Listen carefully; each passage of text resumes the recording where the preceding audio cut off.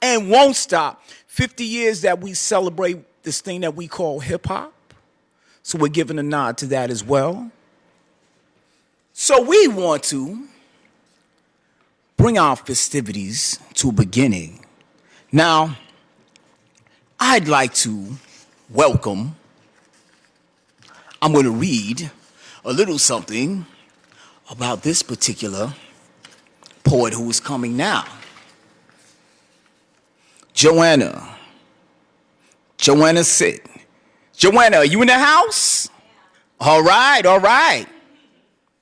So Joanna, what I would like to do is I would like to welcome you up, and I would like to have you say a couple of words about the Crown Heights Review, you know, and talk a little bit about that. Would you come? Keep on clapping till she gets here. Keep on clapping till she gets here. Keep on clapping till she gets here. Thank you. You know that's not an act I can follow, right? So, so just saying that I am just going to be my little boring self. But I want to thank you so much, Derek. You're fantastic, and I'm looking forward to you hosting this whole thing. This is very exciting. So hi, everyone. Thank you for coming and sharing this evening's festivities with us. I'm Joanna Sit. I teach literature and writing at Medgar Evers College, and I am also one of the many editors at our student literary magazine, Crown Heights Review, issue number 4. And the Crown Heights Review, just a few words about it. It's been around for about a few years now. This is our 4th issue. And for those of you who don't know us, we're a literary magazine that showcase works by current students and alumni of Medgar Evers. And a magazine, even something so local, as the Crown Heights Review, that is limited in its location and all of that. It's a community endeavor, and I'm so grateful for the help of my colleagues, one of whom is the organizer of this event tonight. There's Donna Hill. Give her. She's not going to stand up. She told me already. And I'm especially grateful for the student editors, Michael Bucato and Serena Castillo, and there they are. Stand up, you guys. They were so fantastic. They worked really hard. And last night at like 10 o'clock, Michael texted me and he said, the issue is out. And I was like, oh, thank God. So, thank you so much. I'm forever grateful. And they worked very hard, night and day, to make this issue happen. So tonight, you'll hear from some of our very talented Medgar Evers students who contributed to this issue. We have a few poets, a couple of fiction writers, and they'll be reading their work along with the very accomplished poets and artists from African Voices tonight. So thank you to Carolyn and African Voices for generously sharing their space with us. And of course, we thank Meredith, Walter, and the Brooklyn Public Library for providing this wonderful space for all of us to come together and share our art. Thank you.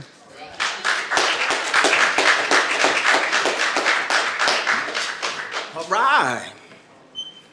Give it up for Joanna. All right.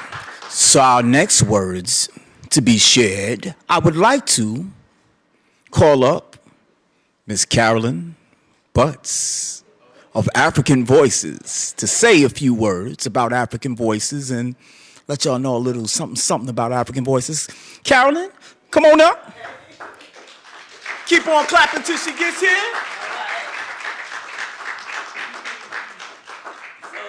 A copy of African Voices. We are celebrating proudly 30 years of publishing poetry and short stories. Yeah, and I really want to thank our family members, the Center for Black Literature, the Brooklyn Public Library for having us participate tonight, and Donna Hill for all the work. So we just feel blessed tonight because we have one of the short stories writers here with us, Aponia, and Apani, sorry. And we also have Reggie Gaines, who was one of the first poets to be published in the magazine.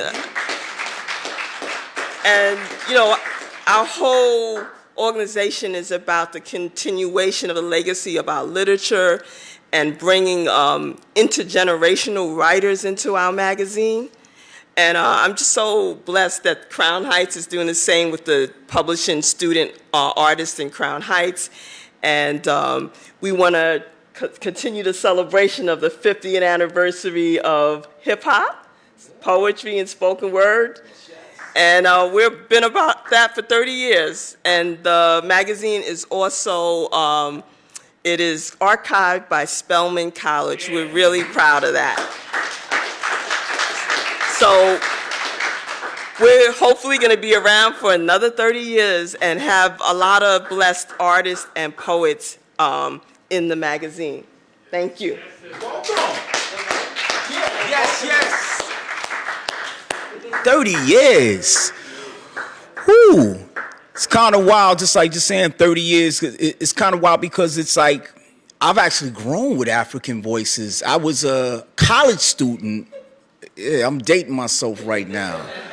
I was a college student when they were in year 1. And that's when I started working with African Voices. So now here it is, 30 years later. Platinum.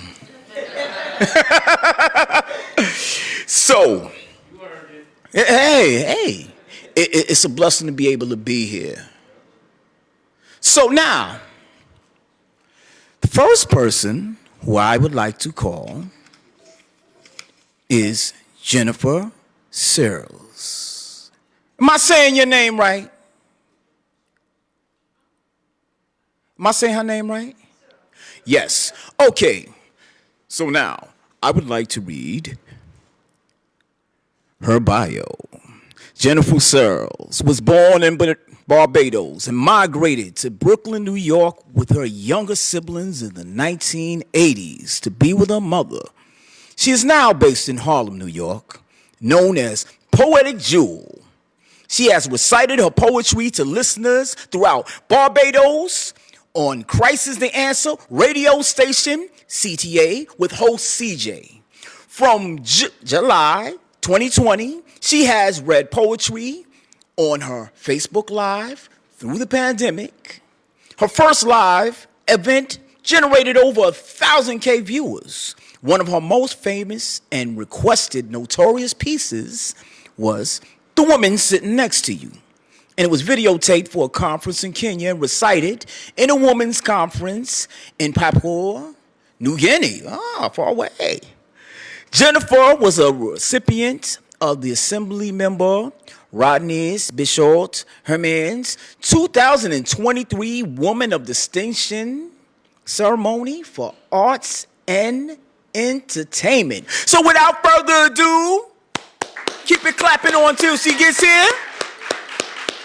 Jennifer Searles.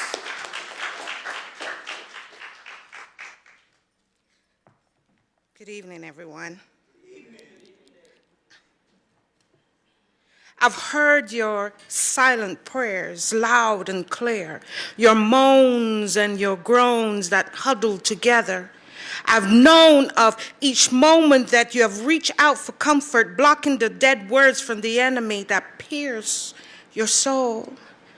I'm on my way to rescue you with my truth. I've seen your scars hidden by the painted mask. I'm on my way to revitalize you with my touch. I've seen your fear of isolation you carried on your weary shoulders. I'm on my way to reposition you with my strength. I've seen you numbered your afflictions. I'm on my way to secure you with my grace.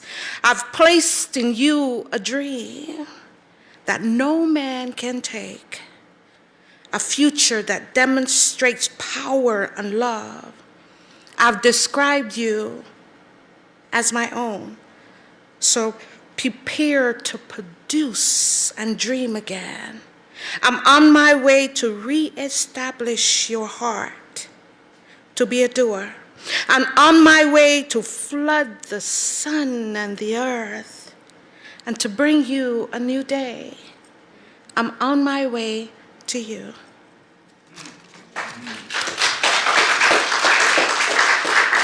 A stranger in a crowded room.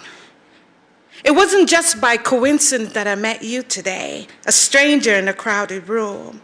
Our path crossed and our eyes connect. We spoke that day with words of comfort, blending together, forming a short story of our lives. Although our voices are different, we've been there and we've done that. We have seen dreams come true. We have the same Savior, Father, and friend. And as I stood there looking into your eyes, into your face, I no longer see a stranger in a crowded room. I see a precious friend. Thank you.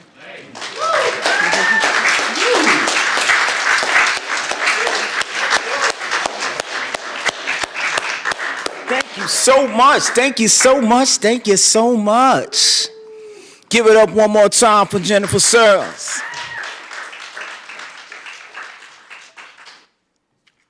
All right. So now we're going to keep the flow going.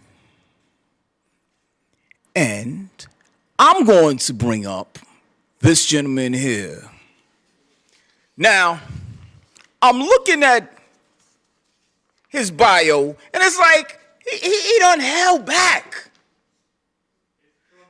It's very much truncated. So I'm speaking on Mr. Reggie Gaines, two-time Tony nominee, Grammy-nominated lyricist, and artistic director of Downtown Urban Arts Festival. Since 2007,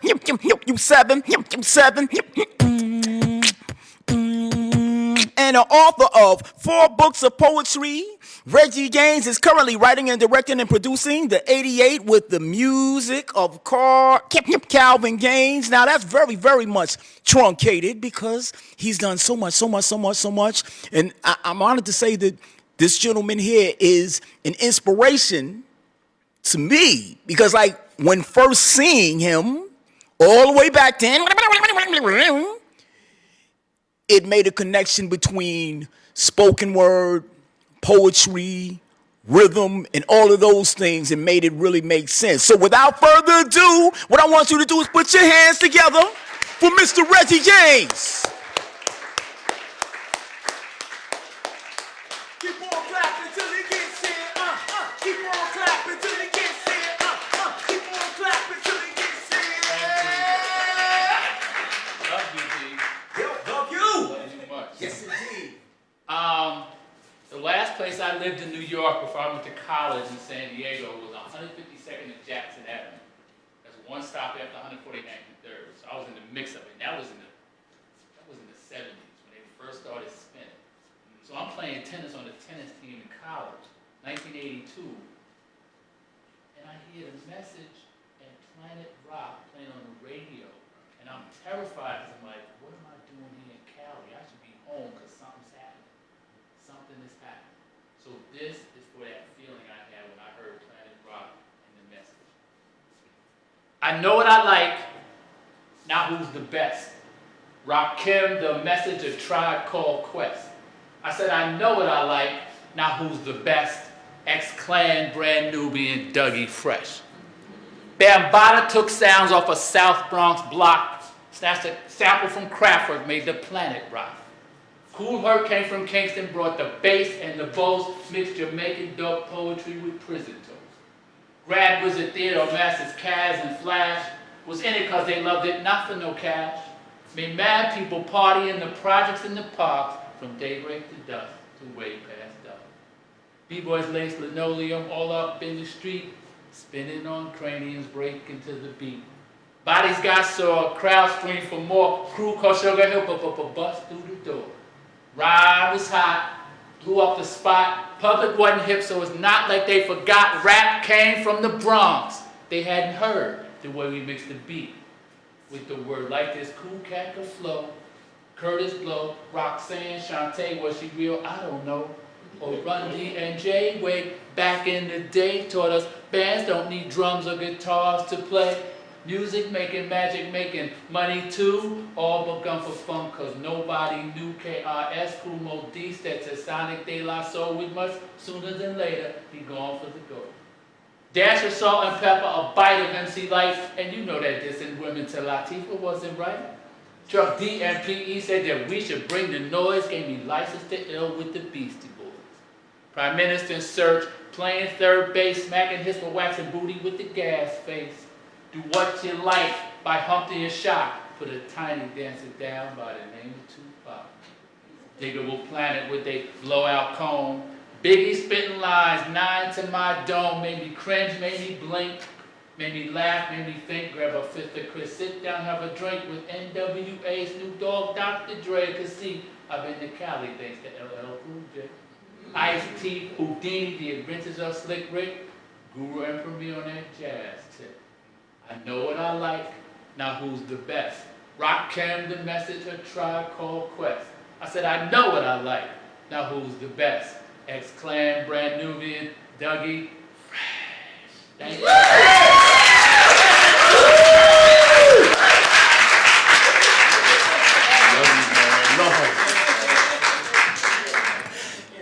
Hold up. Can y'all say yes, yes, y'all? Yes, yes, y'all. To the beach, y'all. We keep on and you don't stop. Say we on. And we on. And now that we don't stop, we gonna keep it on. And we gonna keep it on. And we rock, rock, rock, rock, rock, rock. See, hip hop and culture is about being able to take the old and the new and the new and the old and go from generation to generation, from generation, from the young to the old and the old to the young and the old to the young. And now I'm going to fix my tongue to read a bio from a young lady that I've actually known since she was a baby. Ha ha ha ha ha ha. All right. Apani Kafele is a 14-year-old queer writer, singer, artist, and music enthusiast. An avid believer in black girls' intrinsic magic, beauty, and dignity. From her home in Bed-Stuy, Brooklyn, NYC, she writes short stories and poems and essays on the topics of both queer and black experiences, fantasy, beauty, and whatever she pleases. She dreams of living a life surrounded by art and giving her mother the butler she wants. So without further ado, I want you to keep clapping till she gets here. Apani Kafele.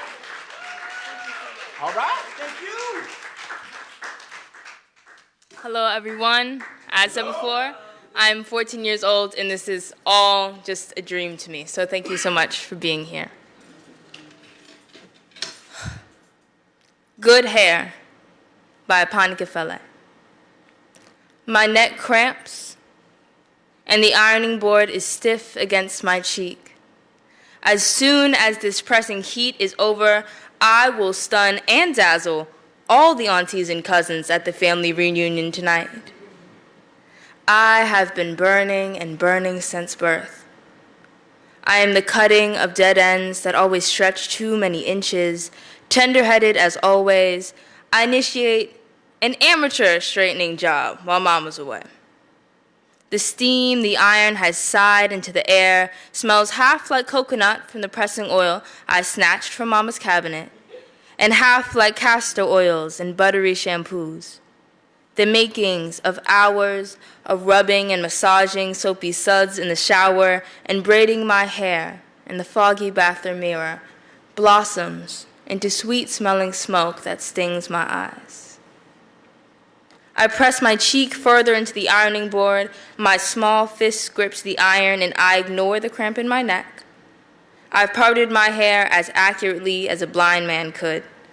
I reach back behind my head to tug at a section of detangled frizz, popping it free from the butterfly clip and laying it down on the ironing board, like you might position a head for the guillotine.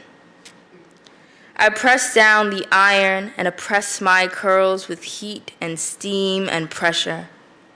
I am coal, and every Wednesday between my mother's legs, I become aspirations of a diamond, chasing the shine and silky smooth of the hair of the light-skinned supermodels that laugh at me from the TV at Miss Rodriguez's hair salon. The TV says I'm like a geo that must be cracked open and splintered to reveal any gem. Only when I have struggled in a way that has broken me apart into more manageable pieces am I beautiful. I pull the iron off my hair and set it upright. After rising up, I crack every bone in my dark body, toes, thick fingers, long neck, knees smothered with cocoa butter, springing back to life again, like a machine that should have stayed dead.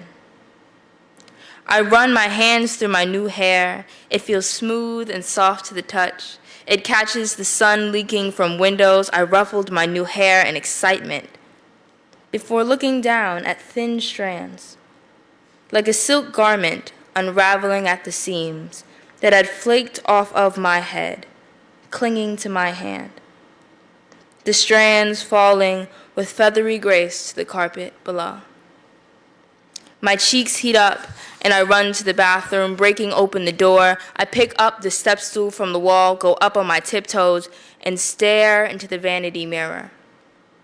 I obsess over the thinness at the base of my scalp, hands dancing centimeters away from my head and face, shaking and gesturing as if I'm trying to cast a spell. But the little boys and girls who ride broomsticks and hide in strangers' wardrobes don't look like me. They have no potion that will stifle the tears welling up in my wide almond eyes, that will stop thin strands of hair from falling from the bathroom floor, like the beginnings of rain before a storm. It's then I know what they say is true. Not the whispers of the new neighbors whose shiny condo mama skips when giving out pumpkin pies to the neighborhood, but the meaning of the small hands that grab for my curls and the Snickers mama is racked with when I'm late to school and haven't had the time to fix my crown. Wild, reaching up like sunflowers facing the sky.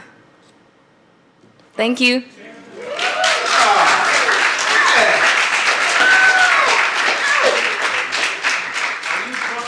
Yeah, keep it going for Apani. And those wonderful words. Ha ha. Yes. So, Apani actually is published. She's featured in African Voices. So, yes. Yes, you can. I'm going to be the first person in this room. I'm going to throw down some money and start a collection so we can publish the book. I'm dead serious.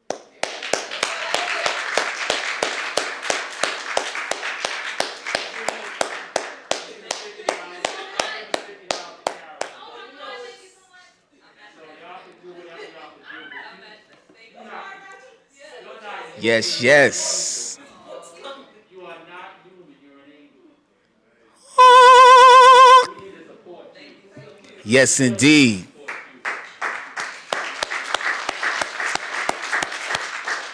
Give it up for Apani Kafele. All right. Y'all with me? All right. So we're going to keep this flowing, and we're going to keep this going. The next person who we have to flow is Mr. Michael Picado. Is he here? Is Michael here? Michael. Step up. So wait. Before you step up, let me read your bio. So Michael, Michael Boccato. Am I saying your name right? I'm saying it right? All right. Michael Boccato is a product of Brooklyn, New York. His love of words and language led him to the English department of Medgar Evers College, where he graduated with his Bachelor of Arts in English. He is a writer, poet, educator, and lover of Afrofuturism. His creative works explore the themes of family, identity, race, religion, education, and urbanism. Michael will be graduating with a Master of Arts in Teaching from the NYU Steinhardt School in May of 2023. That's this year. He is committed to his calling as an educator and plans on pursuing a doctoral degree. Without further ado, clap it up. Michael Boccato.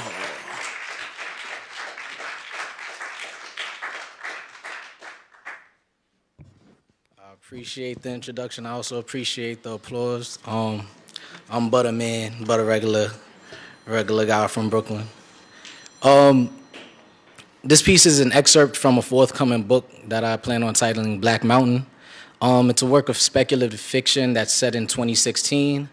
Afrofuturism heavily inspired it, but I'm also now being influenced by alternate history. So that is now kind of like along the road that I'm going down. The road went straight for as far as the eye could see.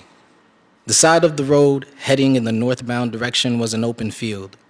Rows of wheat swayed gently in a breeze that provided momentary relief from the oppressive summer heat. The southbound side was lined with poplar trees, so that what lay on the other side was concealed, hidden from anyone simply passing through. Their car slowed to a stop a few feet from an opening in the trees. So Kizzy got out and walked into the clearing to get a better view of the land, leaving the passenger side door open. She stopped in a patch of dry dirt and squatted, her back to the road, perched on the balls of her feet with her butt hovering just over her heels. She was surveying the acres of soybean plants that topped her in her current position. Malachi sat in the car for a while, with his head on the steering wheel. He didn't want to hear it, but he knew this was his fault.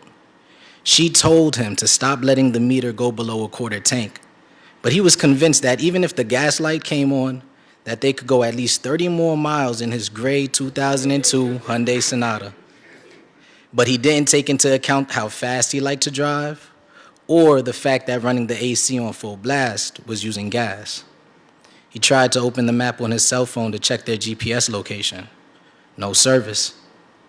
He got out the car, slamming the door. As he stood in the road, he stared blankly into the wheat field, the sweat already beading on his face. Kizzy reached into her back pocket and pulled out a brochure that she picked up at a rest stop they visited once they crossed over into Kentucky from West Virginia. She opened the brochure and pulled out the joint that she rolled in the car. She hadn't noticed before, but as she held the brochure open, she began to read it to herself. Black Mountain, highest point in Kentucky. Holding the tightly rolled paper joint between her middle and forefinger, she patted all of her pockets, checking for her lighter. She sifted through her fanny pack, passed the genealogical DNA test, and found it. She placed the joint between her lightly pursed lips and lit it. "We should check this out," she said as she stood and took a drag of the joint. Malachi was still standing in front of the car, looking back and forth down the road, as if expecting something. The sound of her voice relaxed him. He was expecting the first thing out of Kizzy's mouth to be some version of, "I told you," so this seemed like a verbal olive branch. He glanced over his shoulder, still trying to assess the situation, and did a double take when he noticed the plume of smoke rising from under her denim bucket hat. The smell wafted into his nostrils. "Check what out?" he said as he sauntered over to her in the clearing. Without turning to face him, she held out the brochure for Black Mountain. He took the glossy accordion-folded paper from her and opened it, dusting the crushed flowers and stems onto the dirt. That's interesting. What? Kizzy asked as she turned her head and handed him the joint. That the highest point in Kentucky is called Black Mountain, he replied. And it's in the middle of Lynch, Kentucky, he added. A much-needed gust of wind blew, creating waves in the soybeans. Kizzy closed her eyes and held out her arms as if to embrace the air. In that moment, she felt closer to herself than she had ever been.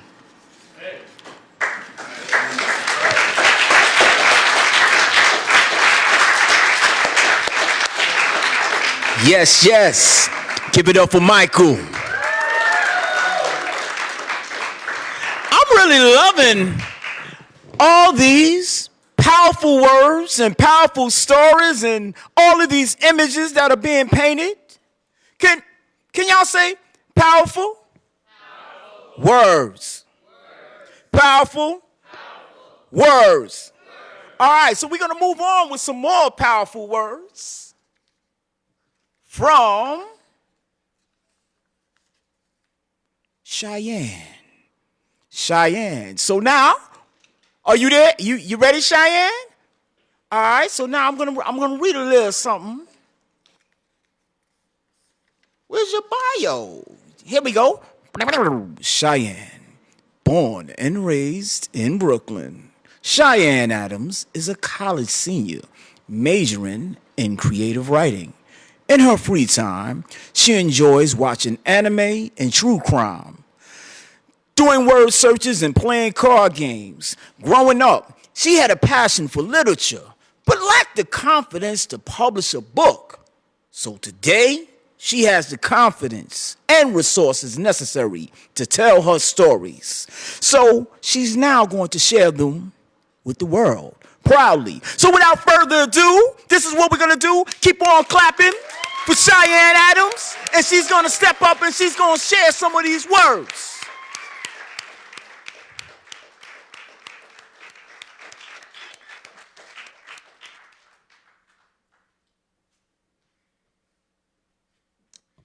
How you doing, everybody? Y'all good? All right. So I'm going to be reading my fiction short story called Escaped, something that I wrote a while ago, and I think you guys will like it. So, within seconds, Damien stood at the deck of the bridge. The wind whistled harshly, nearly knocking him off his balance. He had about 15 seconds to decide his fate. Behind him came 5 men, running at top speed, stopping at nothing to get a hold of him. In front of him lay the ocean, where the tides were at an all-time high. He climbed up to the circular railing, wobbling to maintain his balance. Maybe if I jump and try to beat the tides, I can make it to the other side, Damien thought, watching the water splash roughly against the rocks on the sand. His heart began beating faster as he heard the footsteps behind him accelerating. Damien began to wallow in his self-pity. He wouldn't be in this situation if he weren't too greedy and had taken the money his friend asked to hold for him. Damien was always the one everyone trusted since he was responsible and had a good head on his shoulders. He was honest and trustworthy. But Damien had fallen on hard times and was soon to be evicted from his apartment. He promised to replace the money, but he had lost his job due to budget cuts and had to find a way to get the money back quickly. But it was already too late. Damien could not fix the things he messed up. Ty, the friend who gave him the money to hold, discovered that his money was missing and was out for blood.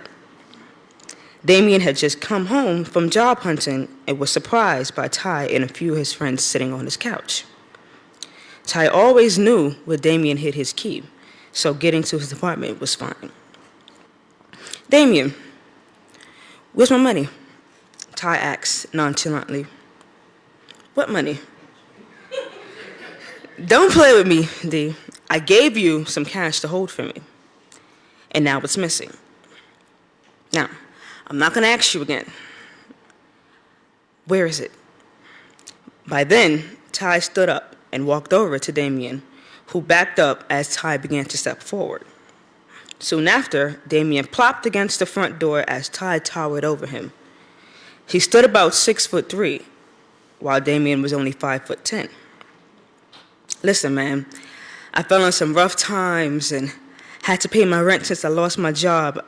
I just came back from job hunting. I'm just trying to figure out how to pay you back. I will give you the money as soon as I get it, man, I promise. Damien pleaded, hoping that Ty would budge, but Ty simply wasn't having it. Oh, no. I need my money today, Ty said in a matter-of-fact tone. Ty has never had a problem with his missing money, and it wouldn't start today. Ty believed that if he let this slide, it would keep happening, and he couldn't take that chance. I don't have it, but I promise to give it to you as soon as I have it. You know me, Ty. I've never lied to you about anything. Ty simply tuned him out and did a signal to his boys, letting them know to take care of Damien. Being quick on his feet, Damien swiftly opened the door and put on his track star speed, letting the adrenaline take him as far as his body could. Just minutes later, he found himself at the bridge that separated the city where he tried to find work and the small town where he resided. "Get back here! I'm not through with you," a voice shouted behind Damien. Before they could reach out and grab him from the ledge, Damien jumped into the air and began to fall as the warm air from the summer night blew beneath him. Time slowed as Damien kicked his legs in the air, fearful of what would come moments later. He fell into the water, hitting him like bricks since the drop was so far up. He fell deep into the water as Ty and his people looked over the railing and saw that he was nowhere in sight. Assuming he was dead, they disappeared into the night as Damien rose back to the top of the water, gasping for air. Thankfully, he survived the jump.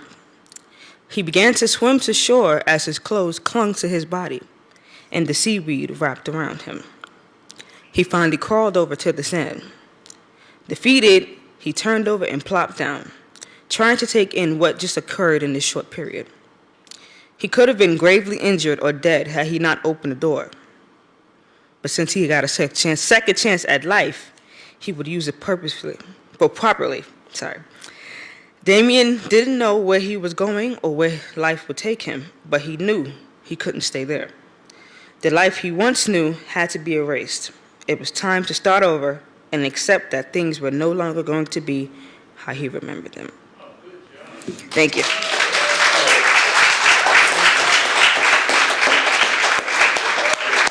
Woo! Keep it clapping and keep it going for Cheyenne. And Damien. Hey, Damien. So now we're going to keep this going and flowing and going and flowing and going and flowing. And now I'm going to call Mr. Malik Windsor.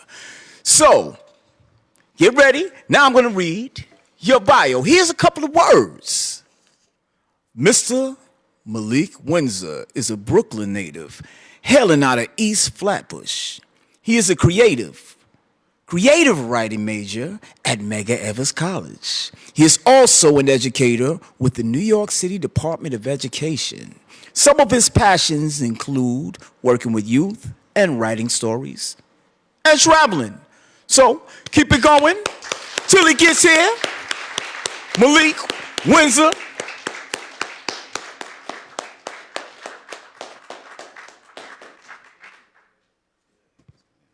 All right, how's everybody doing? All right. So I wrote this poem originally from Hispanic Heritage Month, and it was pretty much about the differences and similarities between the Black community, the Hispanic community, and how we all fit together in this crayon world, I'd say. So the name of this poem is called Crayon Cage. All right. We're packed together in this crayon cage, different shades, different names, but you still get waves. Texture a bit different, but you still rock braids and retro J's, and living on a block subject to police raids, racial profiling and stereotyping, yelling about dark skin versus light skin, and why we shouldn't mix the white in. How they paint us all the same on this blue and green frame.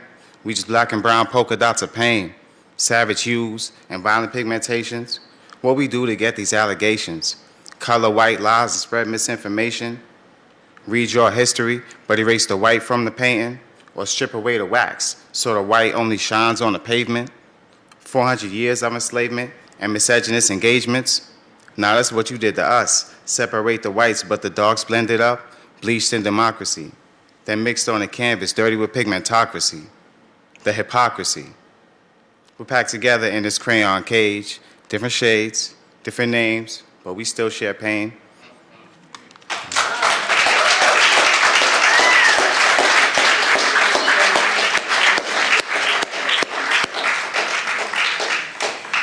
Give it up for the wonderful colors painted by Malik. Keeping it going and keeping it flowing. We next have Miss Jasmine Joseph. Few words about Miss Jasmine Joseph.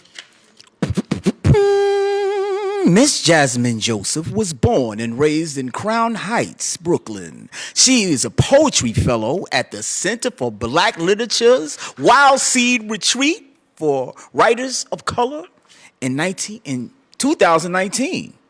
And she also won the Poetry Award at the 11th National Black Writers Conference. She is an alumna of Medgar Evers College with a BA in English and creative writing. Without further ado, Jasmine Joseph. Keep on clapping till she gets here. Keep on clapping till she gets here.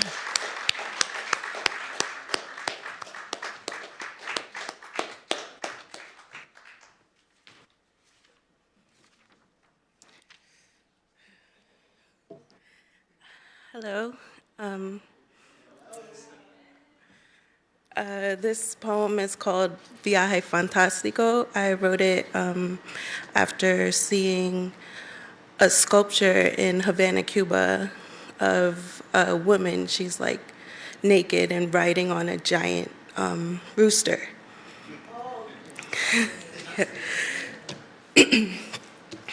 Viaje Fantástico. She stood in between her parents, watching the water boil over strips of her favorite dress. They stirred the rags, pot bubbling in harmony with their stomachs. She stewed, said, "Voy saliendo a buscar un gallo." Her father tossed her a fork, her mother a pair of high-heel shoes. Well armed, she strutted out to Plaza Vieja to find a rooster to feed her family. Dancing in and out of bars and hotel lounges, she spun on the balls of her feet to the salsa music playing on the street, her firm thighs flexing in the moonlight, copper shoulders glowing as she shimmied in the same spot where not long ago black bodies stripped bare, just like hers, were commodified in the square built by their own hands. A crowd formed around her. She felt and met all their stares, and in them she found him. Soy la jinetera montando mi gallo gigante, the pride of my household. With fresh meat on the table, I no longer miss those old rags. The biggest cock in the plaza stands firm in my order, conquered by my sweet papaya. I sit on it, bald and bare as the day I was born, equipped with the gifts of my ancestors. Poppy's fork, a four-pronged spear that I carry on my shoulder to feed my people. Mommy's shoes spotlight my smooth legs, my dancer toes pointed in earnest, enticing more to the feast. This flightless bird can take me farther than my own 2 feet. With one leg raised, anticipating our fantastic voyage, he scans the old plaza with me. We are a weather vane pointing north. Mi gente, ride the wind on up.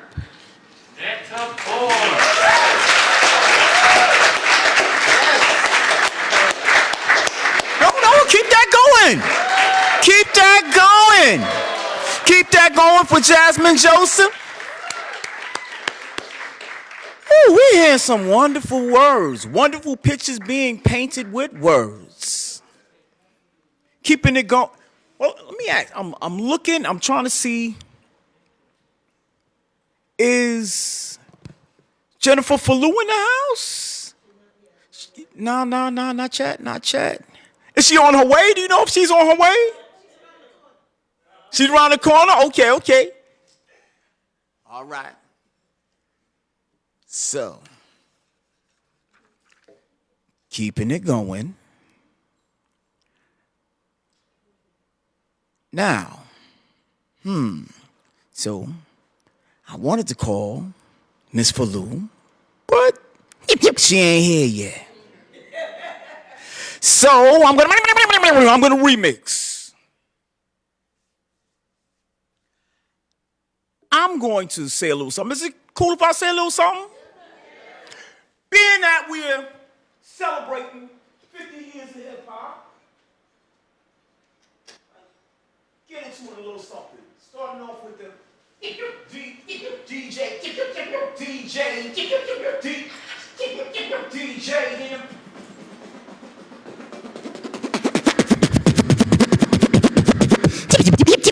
This DJ, he gets down, mixing records, round, round, and sound went round throughout the city. 1, 2, 3, 4, 5 boroughs it traveled. 1, 2, 3, 4, 5 boroughs it traveled. Then outside the 5 boroughs it Strong Island, Yonkers, Jersey, worldwide. You love to hear the story. Hip hop, broken records, broken English, broken,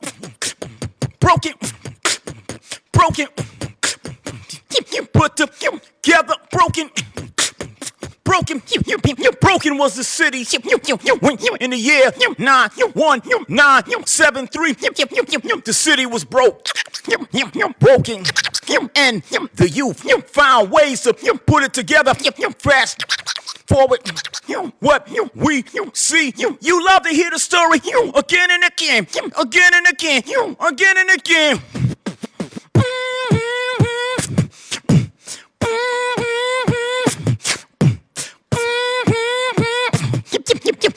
Words of MCs, poets.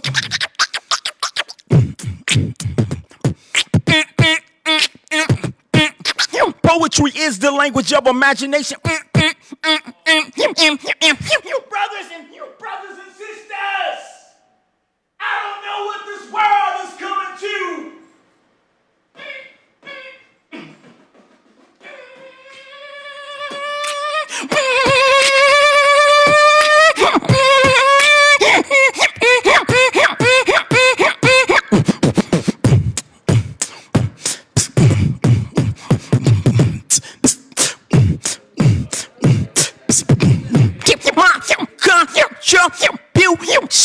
MC am I am a poet. MC am I am a poet. MC am I. Are you a poet? Yes. The rebel. Yes. The rebel. Rebel. Yes. Rebel. Yes. Here's what they call me. So defiant that I defy descriptions. Deep, cross dimensions wild. Fools be fooling with fables and fabrication. Labeled by lies, I pour out. Lie bases, I kill. Turntables, I turn tables out. Turntables on turncoats and cutthroats. The more demons and levels law. I get raw. Unraveling scribbles, unraveling scribbles, scrabble, traveling light years. Pierce, peak, techniques. With my poetic, pictorials, paint pictures that puzzle Picasso. MC, my mind's colossal. Oblivious to obstacles, unstoppable, unsinkable, anti-titanic, raising ancestral spirits from the floors of the Atlantic. MC, man creative. I got all 3 eyes open. I was born to try clouds. My dope, no trust. My dope can't be measured off. Chopped on triple bass. I claim to rock, and then Nas told me, it's yours. So I took it, emphasized it, personalized it, magnetized it.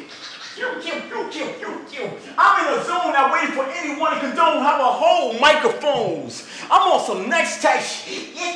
Drastic, charismatic, shape-shifting like plastic. I can amped on electric, current yet nostalgic. Primitive train of thoughts get left back like super seniors. I'm hip-hop. Chuck, vomiting vocab. Oh, Chuck. Grab the moment when most us just grab they hits you nuts. Pyramid poetic, build brick by brick. Start breathing lunatics. My bonus, ultramagnetic. So ease back, hip hop. Ease back, hip hop, hip hop,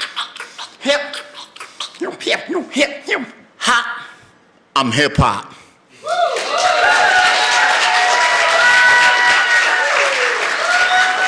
Celebrating 50 years of what we call hip hop. Even though elements have existed even before. But 50 years we celebrate forevermore. So now, we got any word on when Miss Falou is coming? Okay, so now, this is what we're going to do. This is what we're going to do.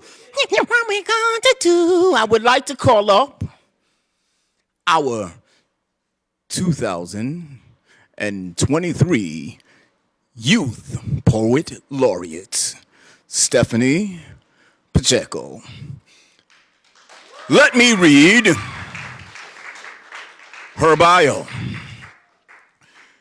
Stephanie Pacheco is the 2023 NYC Youth Poet Laureate, a student and organizer from the Bronx. From her early high school years to now, Stephanie has been a fierce advocate for educational equity and social justice across New York City.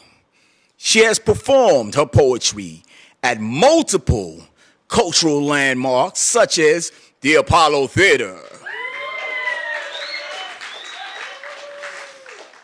the Schomburg Center, including the Netflix screening of African Queens alongside Jada Pinkett Smith.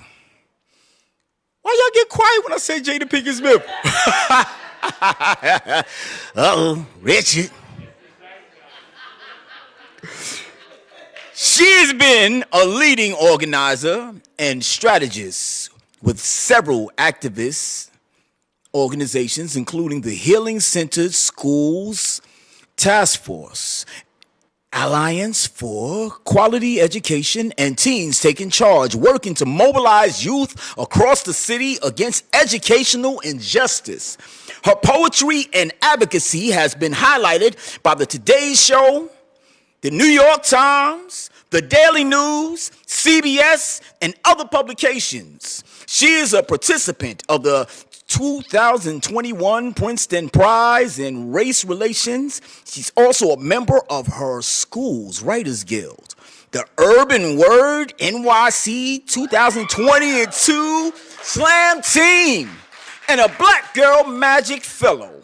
Stephanie's goal is to continue uplift and to connect her community using her words as tools for liberation and champion the belief that the world is a better place. So without further ado, I would like to bring you Stephanie Pacheco. Keep on clapping till she gets up here. Keep on clapping till she gets up here. Keep on clapping. Hello, everyone. Thank you for that introduction. This evening has been so beautiful. Thank you all for sharing your art. So yes, I'm Stephanie. I am from the South Bronx, so I hold hip hop real close to my heart. And I have some poems to share with y'all. So this first one has to do with like me and my like reclamation of my many identities, being Black, being Hispanic, being from my neighborhood. So this is me as a cassette tape. My block always seemed to have music playing. One side of the street would lay their backs on the doors of their cars playing R&B and hip hop like gospel and let all the children be the choir. The other side perked up their chairs and made home out of boom boxes. They played a song made more for the swaying of the hip, sung love letters to their home countries and named it bachata. These streets would sing to me, and the songs did not always interrupt each other. Often they would harmonize and sing along to a common beat, would sound like some beautiful blend, like two sides of one cassette tape. Playback. Side A. I learned young that you must know your hood like you know yourself. Know your turns around avenues like the back of your hand or the bend of your spine. You must find your way home and keep it in your fists. You need to know where you're going. Side B, I don't always know where I'm going, meaning that I do not know where I'm from. My family touched down here more years ago than I can count, and I've been looking for home ever since. Side A, I know I am home. Every time I leave the Bronx, my body is anxious to return. The sound of the 4 train crossing into 161 sounds like trumpets and drums playing at heaven's gates. I feel my lungs release a longing exhale from the deepest parts of themselves. I've made home out of uptown New York City, and I know it welcomes me with its arms sprouted out like the hugs my father's country never gave me, like the embrace I could never find on the island. I know I wouldn't want to be anywhere else but here. Side B, I wonder what it's like anywhere else but here. Not that it hurts, but I don't know what the world looks like beyond this concrete. I know people who speak of the Dominican Republic as if it were a paradise. When they are here, they long to be on the island. When they are on the island, they dread docking their ships here. The one time I visited the country stands alone in the sea. I swear I could have cried myself into another ocean with all the tears of homesickness I cried. If I were constantly surrounded by that much water, it would only provoke my fear of drowning. Side A, bodega sign hues and street lights are the only illumination I need. They light my block just enough so I do not fold into myself at the sight of shadows. When I was young, I used to skip around all over these sidewalks, jolting my body in the air towards that light, propelling myself forward onto my sparkling streets. This light, these paths, this is all I need. Side B, I heard in the Caribbean, the sun beams as if your bare body were orbiting around it with no gear. Sometimes my skin longs for its heat. If I basked in its light more often, would I become golden in reflection of its glow? Would I finally look like some distant ancestor, like anyone? This paleness makes me look like I have no traceable lineage. If only there were a song or a sun that could trail me back home. Side A, all roads lead to home. I can trace my lineage on the black outlines of graffiti bubble letters, their colors hollering, and every shade of earth and imagination. You can't miss it. The tag names stationed on these walls are of people whose presence I feel and hold in my heart, but I do not know well. They are just like me in that way. Side B, on the island they dance in groups. There's a dance that rhythms like an African spiritual. They call it palo, meaning drumstick, meaning the beat of a drum. We didn't lose this when the ships docked. Bear witness to how spirits join you in motion. Side A, on the block, we dance in groups. We make beats on our own drums. We clap our hands in rhythm here. Sidewalk ciphers, dance battles, church prayers, and soul train lines all look like ritual. We didn't lose this when the ships docked. We are the spirits joined in motion. Side B, I am Plátano Black.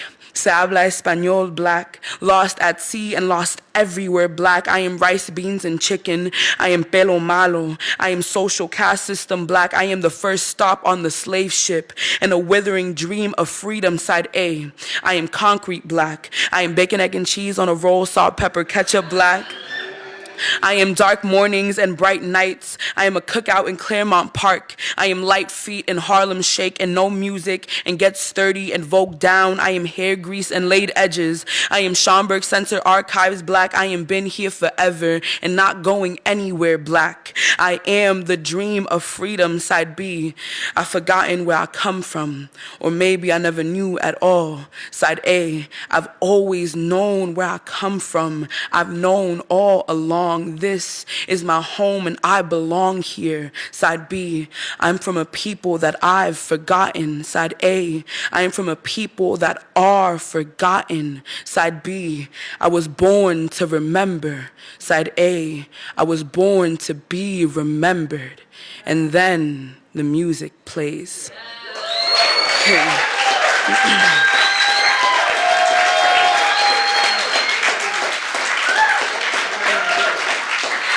Thank you. So this next one is a story that I've been trying to get right for a long time.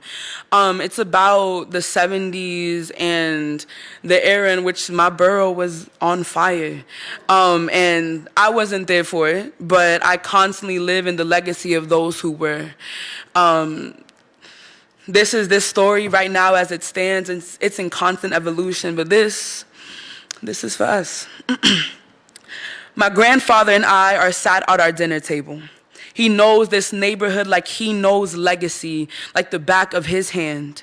He tells me he used to drive around here in the early 80s and all these buildings were scorched, burned, were demolished, that these sidewalks were damn near falling apart. He tells me people were hungry, starved by powers who could never love us the way we love each other. He says what is now was not always, what was then will not be now. They called it ruin, called the collapsing of buildings bound to be, said we lit the inferno ourselves, called this hell already, spoke of spilled stovetops, but all of us who are from here, who learned to breathe here, knew it to be an implosion, knew that these buildings were not made for this kind of poverty. How many neighbors do we know have been forgotten? On the other side of the margin, we know redlining to just be a metaphor for the most American way to bleed. And still in all this smoke, I have not forgotten what I know, what my elders have always taught me. I know this, Ash. I know that I was not born a tragedy. I know that we are more than ruin. I know that blackness only means that light is coming again. And like my borough, today I still stand. I am of the kids born in the year of the blackout. They called it a power outage. I call it surviving. My grandfather says that we are the gift and the promise of tomorrow. Let us be the torch passed down. So, dear blackout baby, flamethrower, fire breather, turn of the century children, to those of us who learn to breathe here, who know what it is to burn as much as they know to be the flame, be the water, be air. Know that they will say your name wrong. They will call you criminal, call you delinquent, call you thug. When they do, tell them no. Say we nod our heads and pay respect in this hood. Tell them no. Point at this mosaic we've made and tell them we call it beautiful. We call it ours. Tell them how we watch our homes unfold into an unnatural disaster. Watch poverty flash before our eyes and still stand. If there's one thing that won't go up in flames, it's that dream, that hope to be destined. Tell them how they set our neighborhood on fire and tried to turn us into ash. Then tell them how we coughed through the smoke anyway and survived it. Tell a different story in your bubble letters. Don't let them forget you. Strike a match at their toes. Make them have light feet. Do that little Bronx thing you be doing. Do that little uptown thing you be doing. Do a little 2 turntable turn around remix for them. Say that the fire next door will be the fire this time. This country, this city has taken my neighbor's home, my sisters and my brother's home, my grandfather and my daughter's home. We will not wait for their rebuilding. Say that we will build us a new home. It will be big enough to fit us all. It will have everything we lost in the fire. It will be fireproof. It will hold our bodies sacred. It will bear a holiness that they can't burn. Okay. I've got one more that I think I can squeeze into this time. This is an after poem, meaning inspired by and in conversation with another poet. So this is after Martín Espada, who is a New Yorker poet that I really admire, and this is my shot as walking in his footsteps. So this is the year that every black girl on the block lets their hair out to speak with the sun, and the concrete sings a Negro spiritual with two swinging ropes on beat. This is the year that empty dining tables in every grand concourse apartment shall have the grandest feast, be the first supper, like turning water into wine. This is the year that there is no water leaking from the ceiling, where faucets run clear in Flint, and sunken kin rise from the ocean, sending a wave of revival crashing on shore. This is the year that precincts are replaced with basketball courts and community centers. Wailing sirens are obsolete, and those who left empty spaces on the block filled by only their memory make their grandest return. The OGs replenish the block with their rejoice of freedom, and every cell in Rikers whistles an empty wind. This is the year that pavement gardens grow to more than a rose, when the concrete jungle becomes a rainforest where we let the community fire hydrant flow, like we do every year anyway, this time with more to be celebrated and more flowers to let bloom. This is the year that mama calls off job 1 and 2. Props to her burning feet and chemical wrinkling hands up on the couch, and a midtown businessman comes over to clean our apartment. This is the year that there are no gunshots, no brutal cop, no sixth-floor mother watching with her palms clasping each other, sending silent prayers to whoever's baby that may be. There will be no body on the ground and no funeral the following weekend.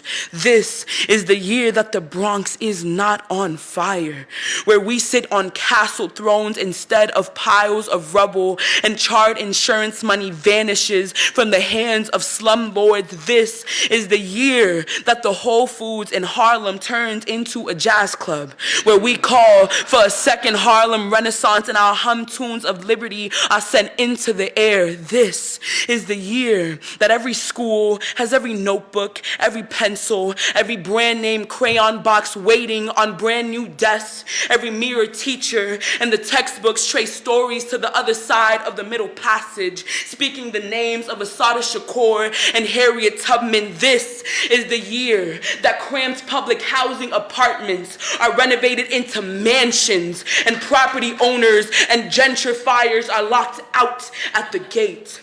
If the hand-in meals of our youth began with the idea that none of us should know hunger better than we know ourselves, then this is the year.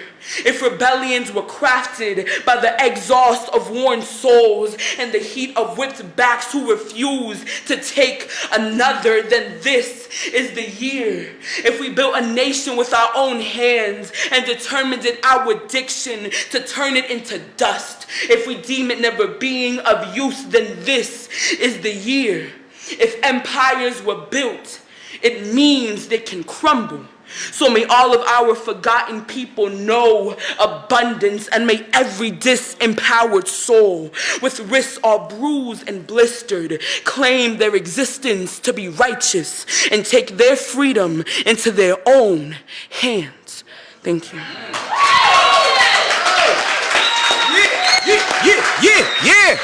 Yeah. Give it up.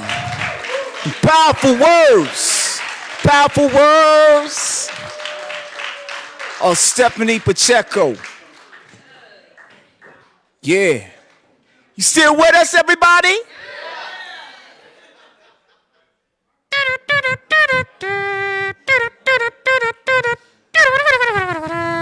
All right. So now what we're going to do without further ado, on deck, we have Miss Jennifer Falou. Now, before she gets up here, we want to say a couple of words. Jennifer Falou, a graduate a Pratt's MFA Writing and Activism program, and a Master of Social Work student at Stony Brook University. Falou also works as a social worker, as well as a traveling teaching artist, an international slam champion, and Cave Canem fellow.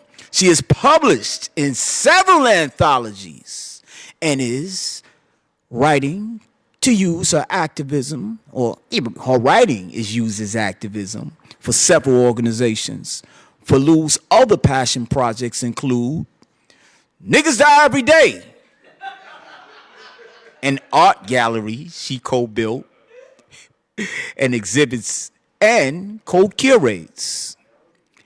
Her one-woman show turned writing workshop, Love Above All Things. She's also the mother of two, a loyal Brooklynite, and believes in fashion. Seriously. Give it up for this wonderful poet, writer, expressionist, and powerhouse. Keep on clapping till she gets here. Jennifer Falou. Good to see you. Ain't seen you in an age or two. Is fashion? Get back the boots. Thank you. And earrings. Thank you. The first poem I'm going to do is for a young man by the name of Bashar Baraka Jackson. I did it at his funeral. You guys may know him as Pop Smoke.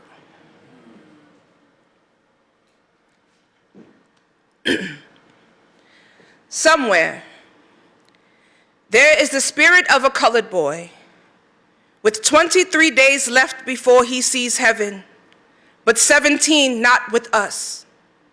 A colored boy, head plaited like the L train, tracks on tracks on tracks with alabaster teeth and a trombone throat. But also, here lies a colored boy who even in the empty knew his mother was coming. Here lies a colored boy who even after the empty knew we were coming, as he belongs to us. Still, in spite of, because of, life after death, Notorious or Nipsey or Malcolm or Baldwin or Bashar or Bismillah, bringer of good news and hood news. So this poem is for the duality of colored boys. For the ones who drink Henny during communion, who turn wine into whiskey because the chest burn reminds them of a pierced side, reminds them of a crucifixion, reminds them of Father, forgive them, for they know not what they do. Of woman, behold thy son, reminds them of 3 days later. This poem is for my niggas whose cup runneth over. So they pour some out for Jesus and throw some back for the homies, for the colored boys, whose beauty is incomprehensible for Baraka, a divine connection, a blessing, the Sufis say, a power that only God can grant or withhold. And look how we prove that God is a colored boy, and how we mourn him accordingly, and how we praise him differently, and how we don't look like what we go through, and we still gonna have joy. Look how we win. Look how we brought our pain and made it tribe. Look how we locked arms. No, when you see a colored boy, you see a war cry. No, when you see a colored boy, you see a Holy Ghost and the Holy Ghost. An apology, here's my son. Let me fix this, son.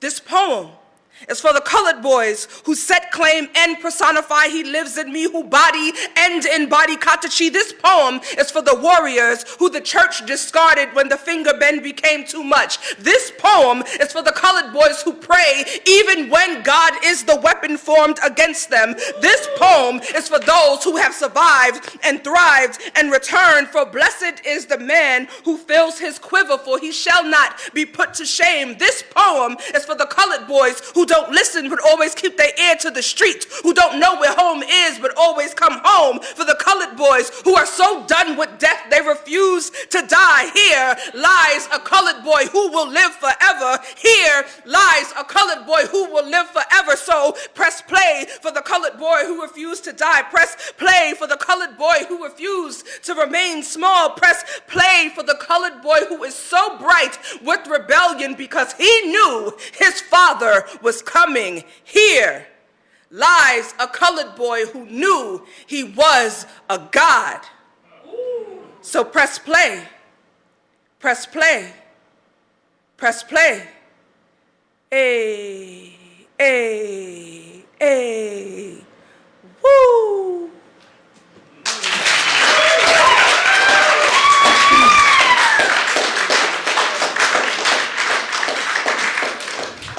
So I wrote my thesis, it's entitled Good Grief Nigga. And at the end of my thesis, there's this litany for my daughters and the women of hip hop. So let me do that.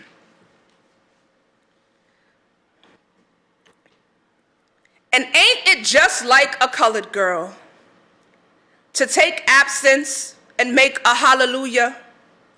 Make dust into flesh, a thing you cannot hold, a fire too hot, a ghetto everyone wants to control.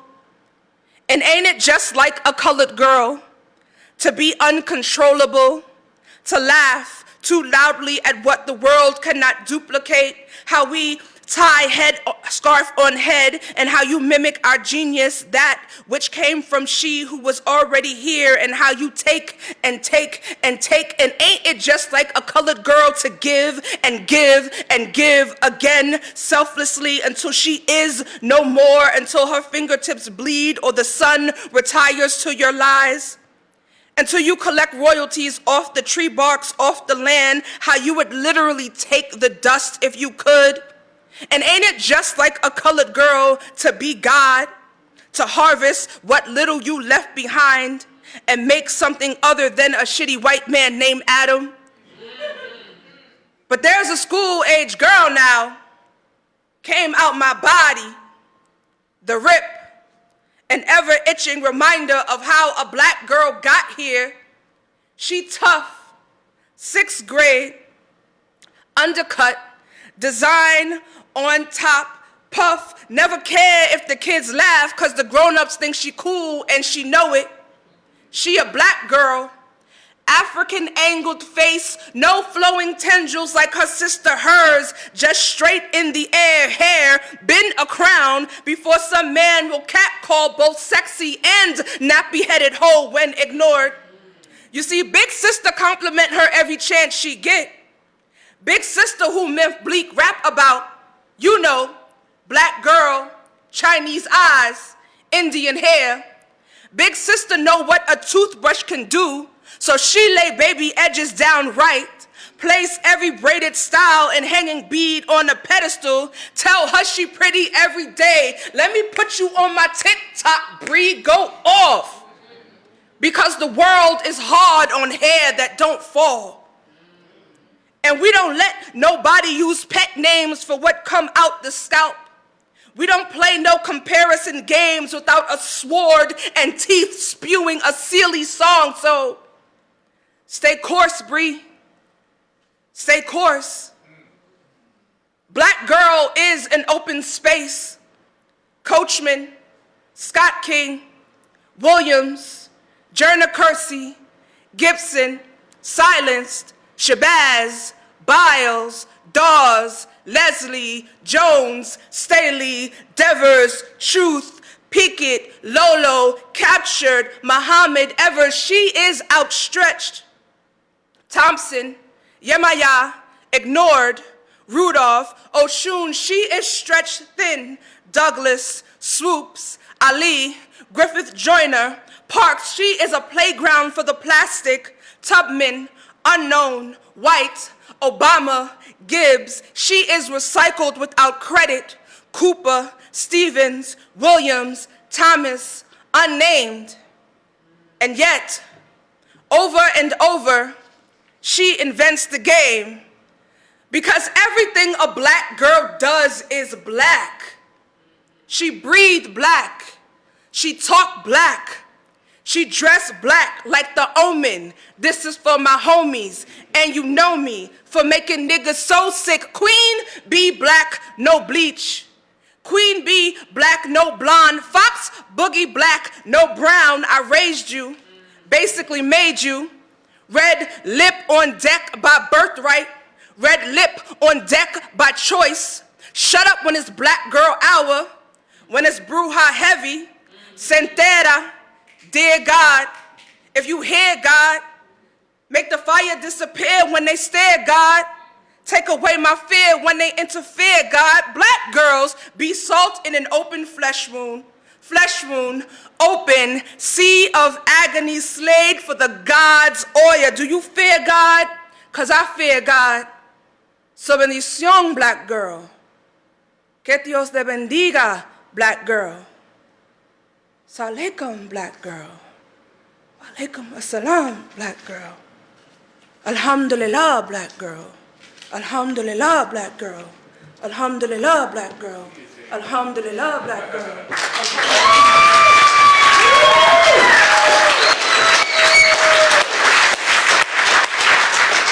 Yeah, keep that going. Keep that going. Miss Jennifer Fallou. Woo! All right, y'all. So,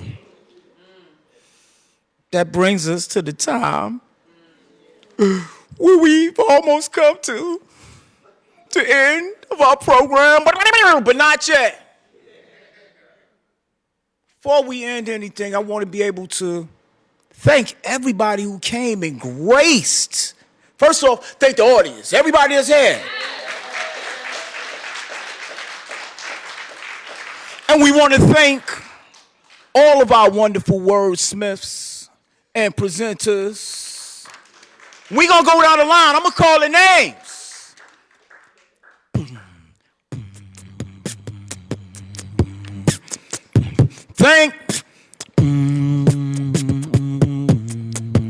Thank you to Jennifer Searles.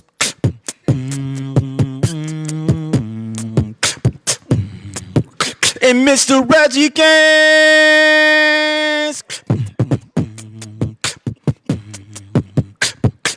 Apani Cafelli.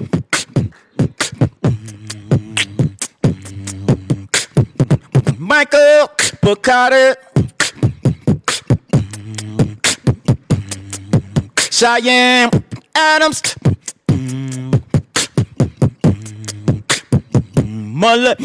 Malik Windsor. Jasmine Joseph.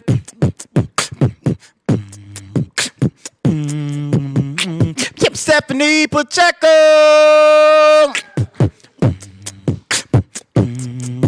And I also want to thank Jennifer Sid.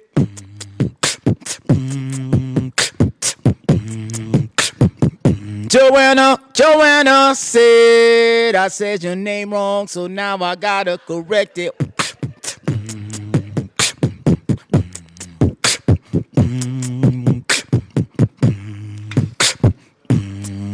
Jasmine, I said your name already, so now I got to go and say, who did I miss? Who did I miss? Who did I miss? Did I get everybody? Cheyenne, did I say your name? I want to make sure that I say everybody's name that got a chance to share their magical words. Carolyn Butts and A.V. And I want to thank, say, Michael, did I say your name? Yeah. So, before we go out, we gonna go together, man. This clap, this clap, clap, clap, clap, clap, clap, clap, clap, clap, clap, clap.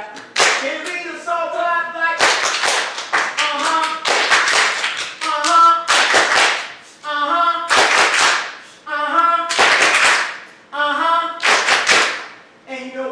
the sound of your heartbeat.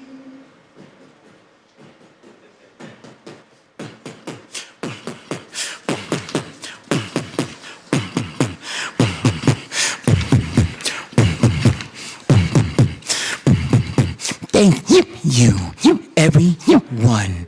And I would like to now call up Joanna and Meredith to say a few words before we exit for refreshments and all that good stuff. Step up.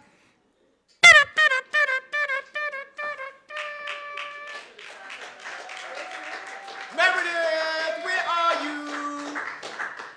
Well, while we're waiting for Meredith, I just want to tell you that there's the people that you've heard tonight. They're wonderful. Let's give them a hand. And there are more work, the wonderful work that you haven't heard in Crown Heights Review. So please, if you have a moment, log on to crownheightsreview.org, WW in the front, and check out our student work from Medgar Evers College. It's really wonderful. Some of the writers, our contributors are here. They didn't get a chance to read tonight, but check them out. Thank you. And thank you so much for coming, and thank you, Meredith. And thank you, Derek. Oh, thank you. Thank you very much. Meredith, come on and take us out. Russell would hate that if I did that. Okay, thank you, everybody. No, I'm not going to do that. Come on, Meredith. Come on. Thank you, everybody. Thank you all for being here. Thank you for being such a great host. And please come join us in the lobby. We have some fantastic snacks, if I do say so myself, and some beverages for you. So please come and enjoy. Enjoy, and thank y'all for being so wonderful.